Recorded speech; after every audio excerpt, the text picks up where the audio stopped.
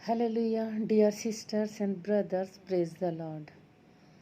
वचन भेजने का एक ही उद्देश्य होता है कि हर एक इंसान अपने जीवन को बदलने के लिए, अपने जीवन को सच्चाई के रास्ते में चलने के लिए और उसे स्वर्ग प्राप्त हो और सच्चे परमेश्वर का वो भक्त हो, सच्चे परमेश्वर का संतान हो।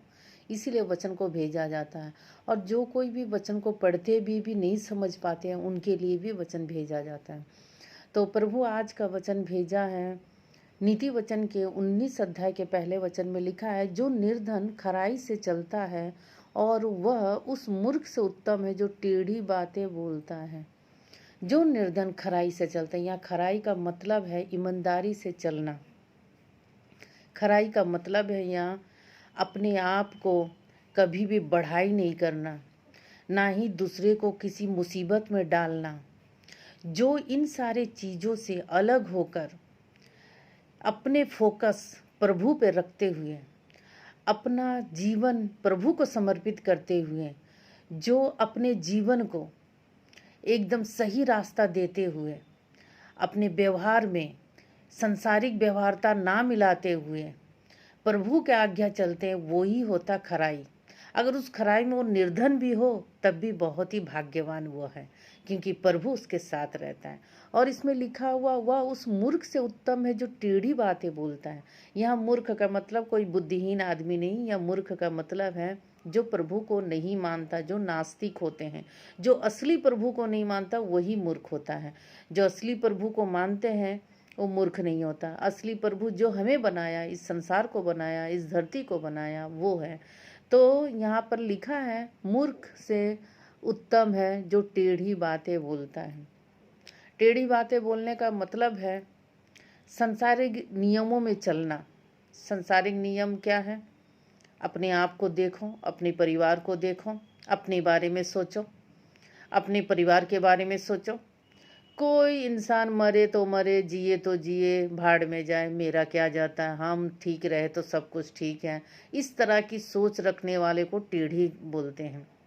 तो इस तरह का सोच प्रभु ने कहा कि नहीं रखने का। यही सबसे पहला पाप का एक कदम होता है। ये सोच नहीं रखना है। इस जीवन में, इस धरती पर प्रभु ने हर एक जन को जन्म दिया है। तो पिता हुए, हम सब उसके संतान हुए। जब एक माता पिता के 2-3 बच्चे हुए तो एक माता पिता क्या एक ही बच्चे को अच्छा खाना देगा, दूसरे को नहीं देगा? या दोनों भाई बहनों में या भाइयों में झगड़ा हो जाए तो माता पिता क्या सोचेंगे? एक दूसरे को मार लो, मर जाओ, कुछ भी हो जाए, ऐसे सोचेंगे? या सुलह करने के लिए सोचेंगे? और मन में ये सोचेंगे दोनों भाई में इतना नफरत क्यों है, दोनों भाइयों में इतना झगड़ा क्यों होता है, प्यार से क्यों नहीं रहते इन लोग? दोनों को समझाने की हमेशा पेरेंट्स कोशिश करते हैं। तो उसी तरह हमारा पिता भी ये सोचते हैं कि संसार में जितने जन संतान है वो मेरे ही संतान है और तुम लोग दोनों आपस में प्रेम से रहो। यही प्रभु का पहला आज्ञा है। यही आज्ञा को जो तोड़ते हैं, प्रभु जो पिता है उन्हें दुख होता है। इसी दुखी के कारण प्रभु कहता है कि हर एक वचन से अब तुम लोग संभल जाओ, वरना न्याय का दिन तो सभी लोग को खड़ा होना पड़ेगा। और उस वक्त सभी के लिए एक एक क्वेश्चन रहेगा। हर एक क्वेश्चन का जवाब वहाँ देना पड़ता है।